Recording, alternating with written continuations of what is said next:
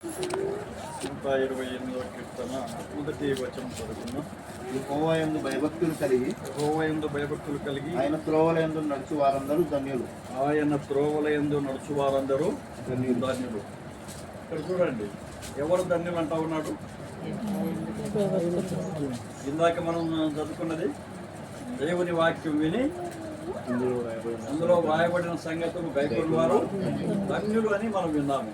అయితే 128వ కీర్తనలో ఏమని వ్రాయబడిందంటే, యెహోవాయందు భయభక్తులు కలిగి ఆయన త్రోవల్లో నడుచు వారందరూ ధన్యులు అంటా ఉన్నారు.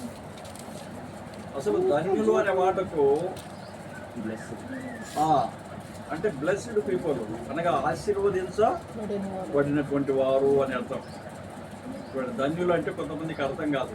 ఏంటి ధన్యులు అని చెప్తా ఉన్నారు, నాకు అర్థం కావడం లేదని అనుకోవచ్చు. కానీ ధన్యులు అనే మాట మనము జాగ్రత్తగా గమనిస్తే, ధన్యులు అంటే బ్లెస్డ్ పీపుల్ అని ఇంగ్లీష్లో బ్లెస్డ్ పీపుల్ అంటే ఆశీర్వదించబడినటువంటి వారు.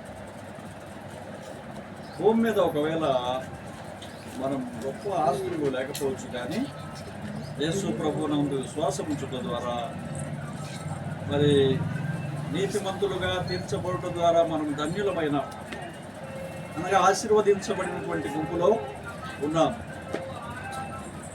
ఆయన ఆశీర్వాదము ఏం చేస్తుందంట? ఐశ్వర్యం ఇచ్చును అని దేవుని వాక్యం రాయబడింది. భూమి మీద ఒకవేళ కలగకపోవచ్చు, కానీ పరలోక రాజ్యంలో ఐశ్వర్యవంతుడు ఒకరు ఉన్నారు.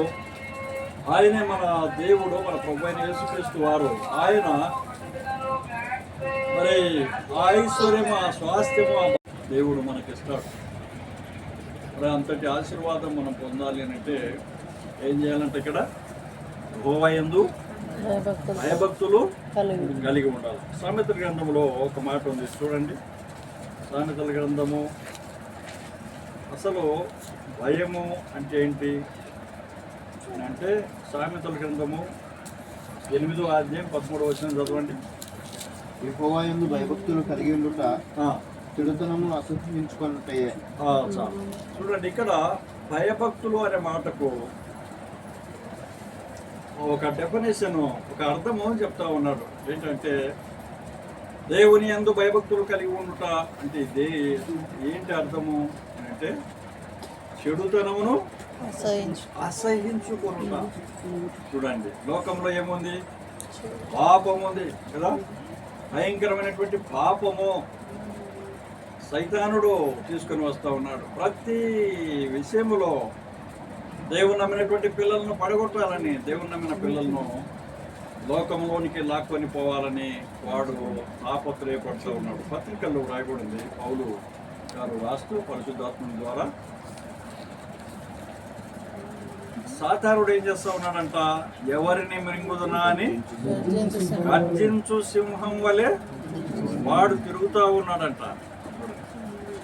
గర్జించు సింహం వలె వాడు తిరుగుతూ ఉన్నాడు. ఎవరిని మృంగుదునా అని. లోకంలో వానికి అక్కర్లేదు, కానీ ఎవరు వానికి అవసరపడతారంటే, దేవుని నమ్ముకొని ఎవరైతే భయభక్తులు కలిగి ఎవరైతే ఆయన త్రోవల్లో నడుస్తూ ఉంటారో వారిని వాడు ఏం చేస్తాడంటే దృష్టి పెడతా ఉన్నాడు. నీతిమంతుల మీద దేవుడు దృష్టి ఉంచున్నాడు, యథార్థవంతుల మీద దేవుడు దృష్టి పెట్టినాడు. అయితే సాతానుని గురి కూడా ఎవరిపై ఉంది? విశ్వాసుల మీద. ఎవరిని పడగొట్టాలన్నా, ఏ బలహీనతతో పడగొట్టాలని చెప్పి వాడు కూడా వెతుకుతూ ఉన్నాడంట. ఏ గృహములో ఎవరున్నారు? విశ్వాసం. కానీ మనము ఎట్లా ఉండాలా? జాగ్రత్తగా ఉండాలి. అందుకే మీరు మెలకువ కలిగి ఉండండి అంటాడు. నిలకడగా ఉండండి అని దేవుడు సెలవిస్తూ ఉన్నాడు. మెలకువ మనకు అవసరం అన్నమాట. దేవుని వాక్యం ఏం చెప్తా ఉంది? ఎఫెసీ పత్రికలో 6వ అధ్యాయము చదవండి. 6వ అధ్యాయం 10వ వచనము మనం చదువుకుంటే, ఎఫెసీ పత్రిక 6వ అధ్యాయము తుదకు ప్రభు యొక్క మహాశక్తిని బట్టి ఉమ్, ఆయన యందు బలవంతులై ఉండు. ఉమ్, మీరు అపవాది తంత్రములను ఎదిరించుటకును ఉమ్. శక్తివంతులగునట్లు దేవుడిచ్చే సర్వాంగ కవచమును ధరించుకొనుడి. చాలు. చూడండి, ఏం చేయాలంట మనము? సాతానుడు తిరుగుతూ ఉంటే మనం ఏం చేయాలా? రాయబడినటువంటి మాట, తుదకు ప్రభు యొక్క మహాశక్తిని బట్టి బలవంతులై ఉండండి. దేవుని బలమును ధరించుకొని ఉండాలి. ఆ దేవుని బలాన్ని ఎలా ధరించుకుంటామంటే దేవుడిచ్చే సర్వాంగ కవచము ధరించుకున్నారు. ఇక్కడ వ్రాయబడినటువంటి మాటలు మనం గమనిస్తే చూడండి, ఎలా అనగా మనం పోరాడున్నది శరీరాలతో కాదు కానీ ప్రధానులతోనూ అధికారులతోనూ ప్రస్తుత అంధకార సంబంధాలకు లోకనాథులతోనూ ఆకాశ మండలమున్న దురాత్మల సమూహములతో పోరాడుతున్నాము. కాబట్టి ఈ పోరాటం, విశ్వాస యాత్రని ఇది ఒక పోరాటం. 2వ తిమోతి పత్రికలో 4వ అధ్యాయం 7వ వచనంలో రాయబడింది. చదవండి ఆ మాట, ఒక మాట మనం చదివితే, ఆ మంచి పోరాటము నేను పోరాడి తిని నా పరుగు కడముట్టించి తిని కాపాడుకుంటున్నంత ఉన్నాడు. నా కొరకు నీతి కిరీటము ఉంచబడింది. మంచి పోరాటం పోరాడి తిని. ఎవరితో మనము పోరాడుతూ ఉన్నామంటే సాతానుతో, అంధకార సంబంధులకు, లోకనాథులతో మనం పోరాడుతూ ఉన్నాం. సాతానుడు డైరెక్ట్గా మనము ఆ దురాత్మల సమూహములను దింపి వాడు పోరాడుతూ ఉన్నాడు. అయితే మనము ఏం చేయాలంటే ఆపద దినమందు వాడిని ఎదిరించాలంట. చూడండి, ఈ వాక్యంలో రాయబడింది 13వ వచనం, అందుచేతను మీరు ఆపద దినమందు వారిని ఎదిరించుటకును సమస్తము నెరవేర్చిన వారై నిలబడుటకును శక్తివంతులగునట్లు దేవుడిచ్చు సర్వాంగ కవచమును ధరించుకునుడి.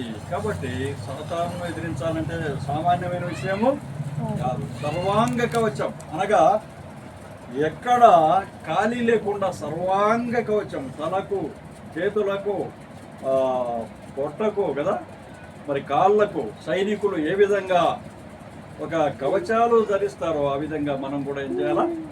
సర్వాంగ కవచమును మనము ధరించవలసినటువంటి వారమై ఉంటున్నాం. అప్పుడు సాతాను మనం ఆపద దినమందు ఎదిరిస్తాము అని వాక్యము మనకు గుర్తు చేస్తూ ఉంది. చూడండి ఏంటో ఆ సర్వాంగ కవచం ఇక్కడ రాయబడింది. 14వ వచనం, ఎలాగనగా మీ నడుమునకు సత్యమును దట్టి కట్టుకొని నీతి అనే మైమరువు తొడుకొని పాదములకు సమాధాన సువార్త వలన సిద్ధ మనసును జోడు తొడుకొని ఇక్కడ ఏమని రాయబడింది? నడుమునకు సత్యమని దట్టి కట్టుకోవాలంట. అనగా మనము సత్యవంతమై అందు ఉన్నాం కాబట్టి సత్యమే మాట్లాడాలా, సత్యమని జరిగించాలా, సత్యమును వెంబడించాలి. ఎవరు ఆ సత్యం అంటే దేవుని వాక్యం చెప్తూ ఉంది. యోహాను సువార్త 14వ అధ్యాయం 6వ వచనం, నేనే మార్గము, నేనే సత్యమును, నేనే జీవమును అని. కాబట్టి ఆ సత్యవంతుని మార్గములో మనం నడుస్తూ ఉంటే, సత్యమును అనుసరిస్తూ ఉంటే మనం కాపాడబడతాము. ఇంకా కొన్ని వచనాలు చూస్తే చూడండి, కొన్ని మాటలు మనం చదువుదాం. మీ నడుమునకు సత్యమును దట్టి కట్టుకొని నీతి అను మైమరువు తొడుగుకొని. నీతి అనే మైమరువు చూడండి, మనకు కింది మీదకి ఏముండాలంటే మరి నీతి అనే మైమరువు ఉండాలని దేవుని వాక్యము మనకు బోధిస్తూ ఉంటుంది. కాబట్టి మనం ప్రతి విషయంలో నీతిగా మనము బ్రతుకుతూ ఉండాలన్నమాట. కాబట్టి ప్రతి విషయంలో మనము నీతిగా యథార్థంగా మనం జీవిస్తూ ఉంటే సాతానుడు ఏమి చేయలేడు. వాడు సిలువలో యేసు ప్రభు వారు వాని కోరలు పెట్టినాడు. అందుకే ఇక్కడ రాయబడింది, ఎవరు రాయబడింది? ఎవరిని మింగుదునా అని గర్జించే సింహం వలె వాడు ఉన్నాడు అంతే. కాబట్టి విశ్వాసి బలంగా ఉంటే వాడేం చేయలేడు. వాని కోరలు పీకబడినాయి. సిలువలో యేసు ప్రభు వారు ఆయన కార్చిన రక్తం ద్వారా వాడిని చితక దొక్కినాడంట.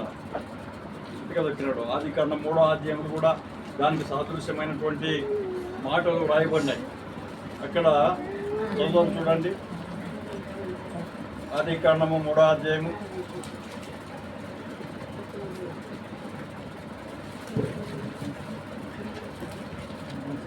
3వ వచనం. అప్పుడు దేవుడైన యెహోవా స్త్రీతో నీవు చేసినది ఏమిటని అడగగా, స్త్రీ సర్పము నన్ను మోసపుచ్చినందున తింటున్నా నేను. కాబట్టి 15వ వచనం. 15వ వచనం. మరియు నీకును స్త్రీకి నీ సంతానమునకు ఆమె సంతానమునకు వైరము కలగజేసేదను. అది నిన్ను తల మీద కొట్టును, నీవు దానిని మరణము మీద కొట్టుదు అని చెప్పాను. కాబట్టి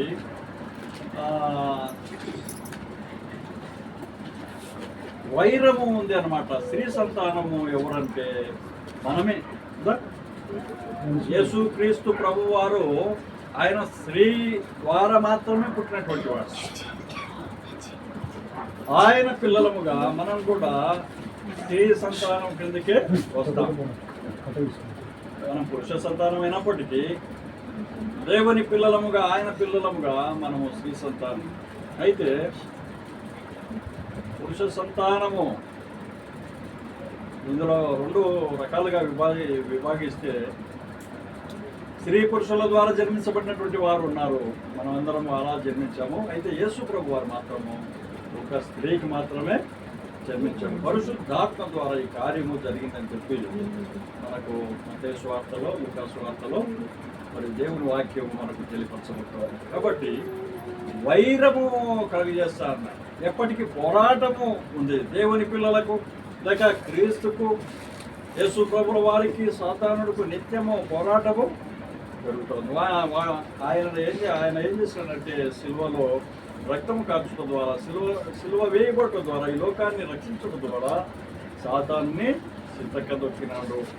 కాబట్టి వాడు ఏం చేస్తూ ఉన్నాడంటే మన మీద వాడు పోరాడుతూ ఉన్నాడు. దేవుని పిల్లల మీద పోరాటము చేస్తూ ఉన్నాడు. ఎవరిని మిగుదనా అని వెళ్తూ ఉన్నాడు. అయితే సత్యమనే తట్టి కట్టుకొని నీతి అనే మైమరు మనం తొడుక్కుంటే ఏం చేయలేదు. సర్వాంగ కవచం మనం ధరించుకుంటే ఏం చేయలేదు కదా, ఏం చేయలేదు. సమయాల గ్రంథంలో మనం ఒక మాట చూస్తే